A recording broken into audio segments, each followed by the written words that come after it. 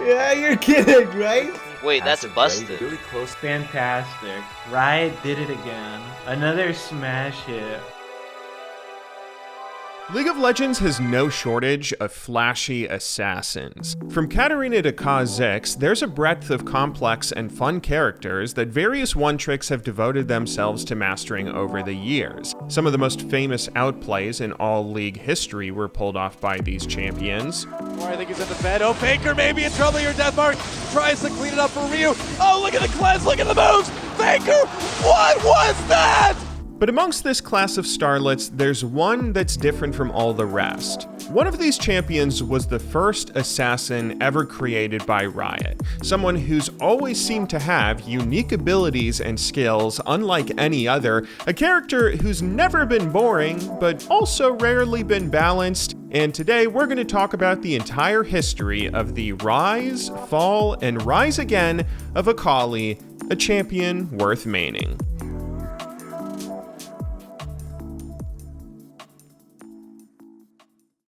This video is brought to you by Surfshark VPN. As I'm sure many of you guys know at this point, VPNs are genuinely useful tools you can use to do various things when browsing the internet. Using a VPN when on unsecure websites gives you a layer of protection you normally wouldn't have, preventing your IP address from being leaked. VPNs can also be used to spoof your location to access region-locked content, letting you watch shows or movies on sites like Netflix that you otherwise wouldn't have access to.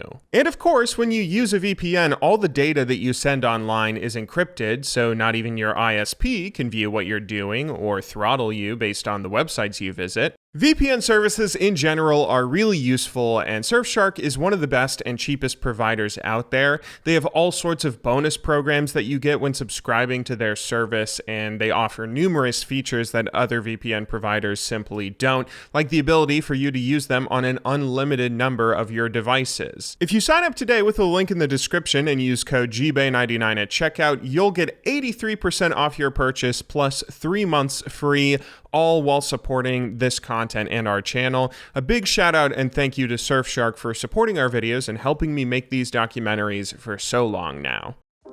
Early on in 2010, Riot Games took on a challenge that forever changed League of Legends. Here in Season 1, they were going to design and release a true assassin champion. Riot had added a few assassin-like characters to League early on in the game's beta. High burst damage melee champions like Kassadin and Katarina were already out, bringing the idea of dangerous yet squishy melee characters to the game. In addition to them, there had also been a few stealth champions added in the form of Evelynn and Shaco, who are more often than not classified as assassins as well. But the idea of a true assassin, like what you might find in another video game, had yet to be realized. Everyone added to League so far was more so a spellcaster than anything else, or someone who relied on cheesy levels of stealth to succeed rather than a user's technical ability. Riot wanted to make an assassin who embodied the word, someone who was built to dash into an enemy backline, assassinate high priority targets, and then find creative escapes before they get burst down themselves. Nobody in the League roster fit that mold. That is until May 11th of 2011 when Akali was released.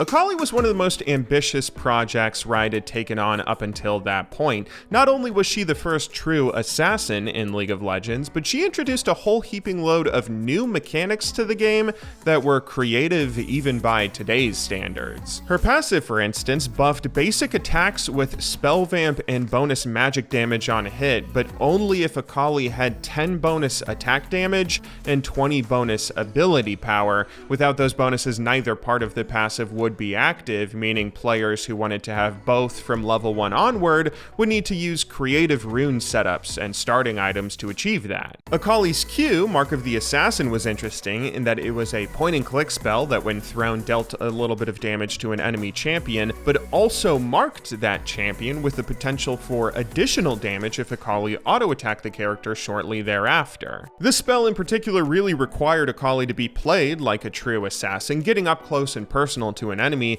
but perhaps no ability better embodied her assassin playstyle than her ultimate. Shadow Dance was a dash that had 800 range, a distance longer than any other champion dash up until that point. With this ultimate, Akali could jump herself across a screen to an enemy target, dealing magic damage upon landing, and with a very short cooldown. This ability was what really made Akali so special. Movement spells in Season 1 were rare enough as it is, most were just a short little dash to give characters escapes.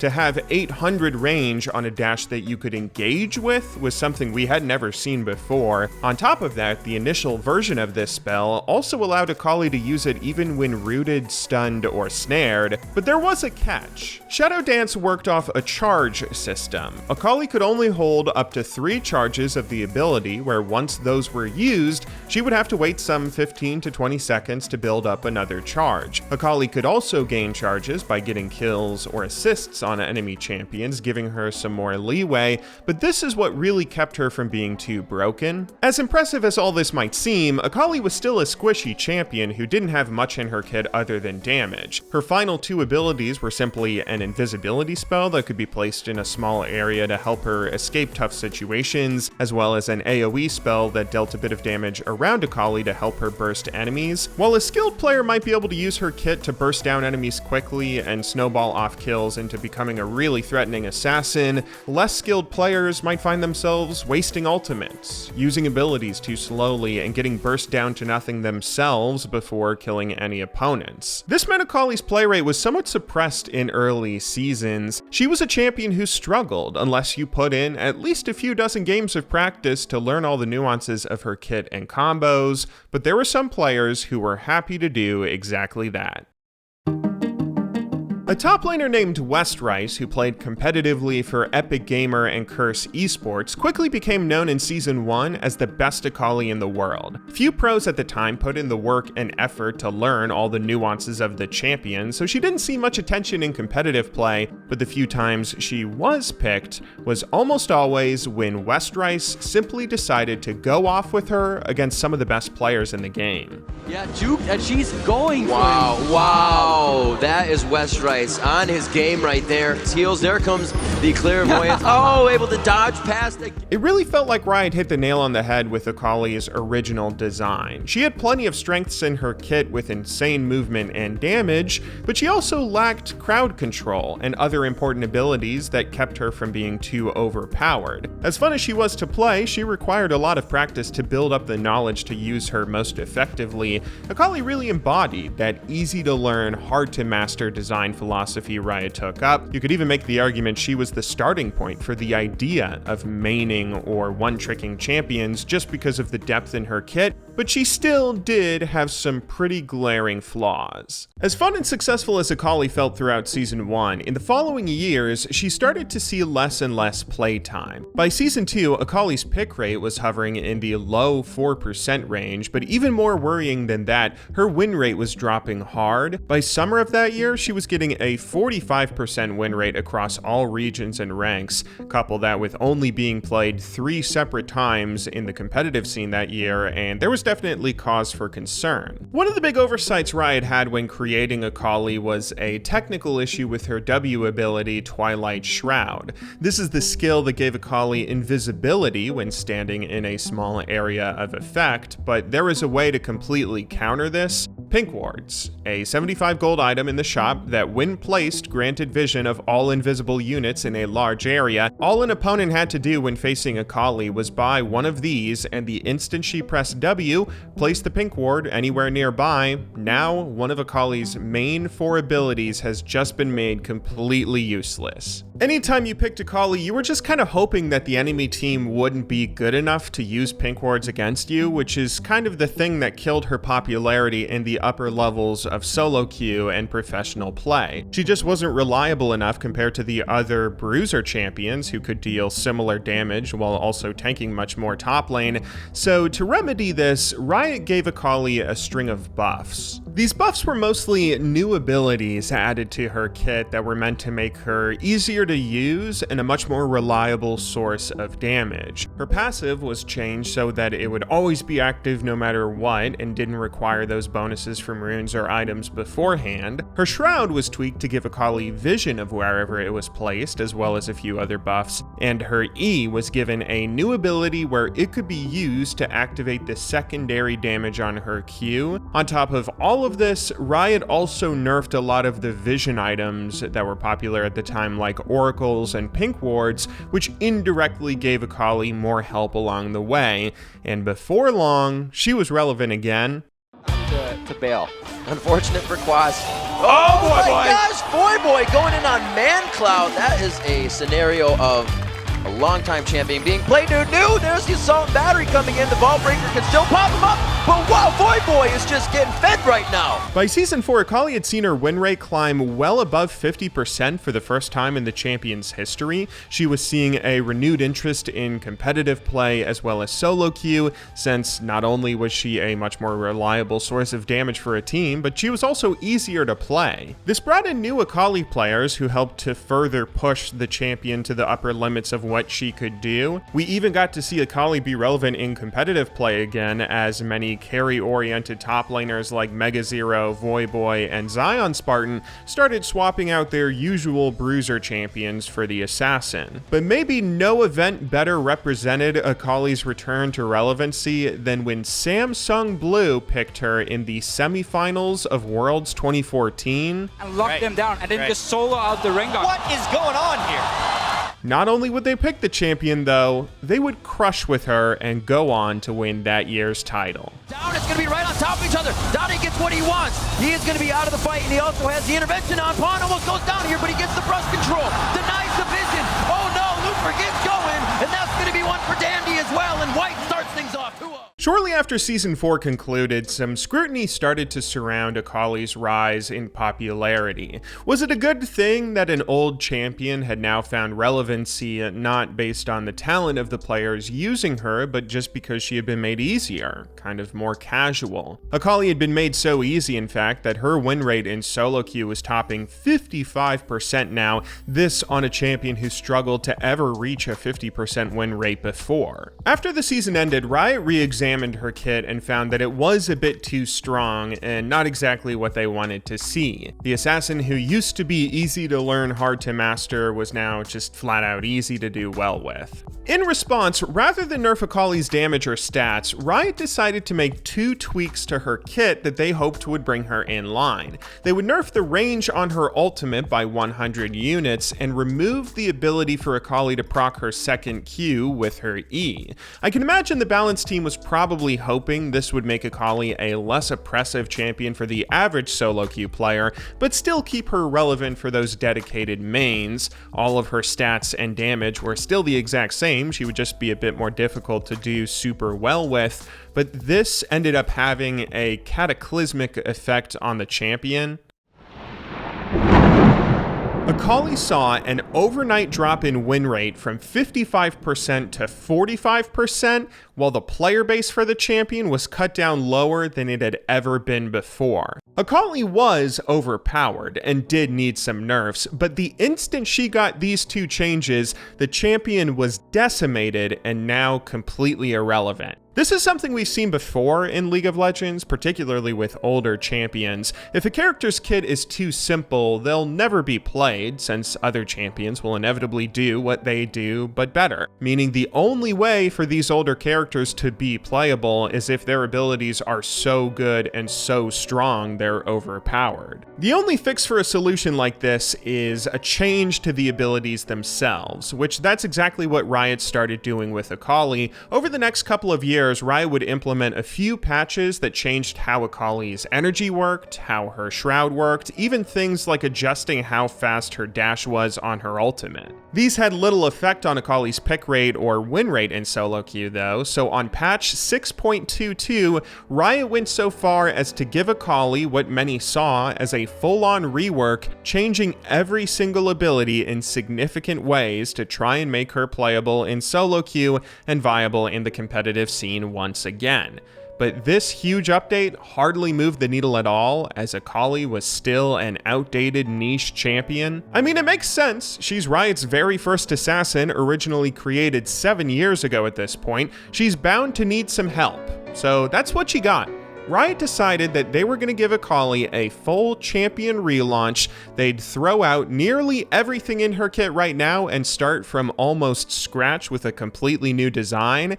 And the designer that they brought in to lead this project was a pretty big name in the League community, none other than everyone's favorite Rioter, CertainlyT. My job is to make something that will kill you and cause you to fail repeatedly until you learn how to deal with it. Now, if that name doesn't mean anything to you and you haven't seen my documentary on CertainlyT, let me summarize his design philosophy by saying, this is the guy who wanted to make a champion who got better or worse based on the real life cycles of the moon. Needless to say, CertainlyT is viewed as either a genius or a madman, depending on who you ask. He's created some of the most creative champions the League has ever seen, but he's also introduced some of its biggest balancing problems. When the League community heard CertainlyT was the lead designer on the Akali rework, everyone was immediately filled with a sense of anxiety. Would this be a top-tier rework like the Warwick one he spearheaded, or would this much more likely be another insane, over-the-top character that plagued the League with balancing issues for years to come, like most other champions he's made? All we could do was wait on bated breath to see what kind of rework Akali was going to be, and it wasn't the good kind. Listen, not every single champion needs a million dashes, mobility. Oh my god. Akali's new kit was utter insanity. Her Q deal absurd damage and slow enemies with this ability that now has a 1.5 second cooldown and also heals you if you're near max energy. Her E is now a dash backwards that shoots a projectile forward where it can then be reactivated to jump Akali to the enemy she marked with no cap to the reactivation range. Her new ultimate is 2 dashes, the first moving her in a direction that deals pretty insane damage and also stuns enemies for half a second, while Akali can then reactivate the ability to dash again, dealing more damage that scales based on a champion's missing health. Ironically enough, Akali's W, Twilight Shroud, was the only ability that kind of remained from her original kit, except now, when Akali goes invisible, there's literally nothing in-game that can see her. Even turrets, which give vision of every other invisible entity in League, will not be able to attack Akali when she's stealthed underneath them, which gives her insane dive potential. This rework did succeed in making Akali relevant again, but it could very easily be argued that was simply because she was now insanely overpowered. Immediately after her rework dropped, her ban rate rose from next to nothing to over 60% overnight. The community did not want to ever face this new Akali form in solo queue, ever, even though her win rate dropped pretty far down below 50%, back near the 45% range.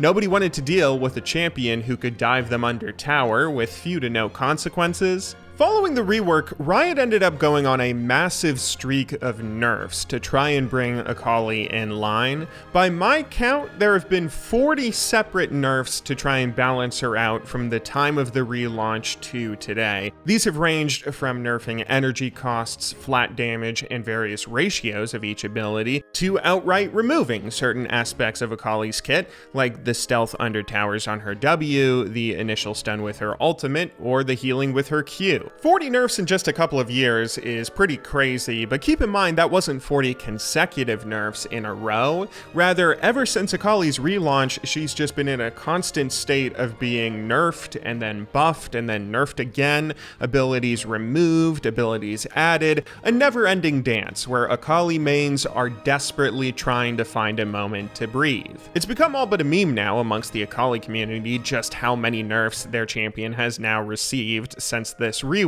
Maybe Freak outlined everything best in Akali's champion spotlight when he said, Akali is now a restless fighter of unsurpassed skill, who believes that sometimes balance needs a good shove. For the most part, that's where she stands today. Akali's been a champion who always seems like she's just frustrating enough that there might be new nerfs on the horizon for her, which may lead many people to say that her rework is a failure. Someone could look at the original Akali and say that she's no different from today's, a champion whose kit is too weird and that she's always either broken or irrelevant, never truly balanced, but I don't think that's the case. This rework, by all accounts, has been a huge success. Ever since its release, Akali has had higher pick rates than she's ever seen before, while her win rates have never gone above 50%. She's seen plenty of relevancy in the competitive scene again, being more popular than ever in pro play. That low win rate in solo queue just suggests that she's not as easy of a champion to use anymore. You have to be really technically skilled and devote a lot of time to making her work, just like with the original. Akali is currently what Riot wanted when they first released her. A high skill cap champion who requires technical play to succeed with, someone who, if you sink the time and effort into, she'll give you all sorts of incredibly flashy and exciting moments of gameplay. She's a champion worth maining, and someone who finally feels like a true assassin.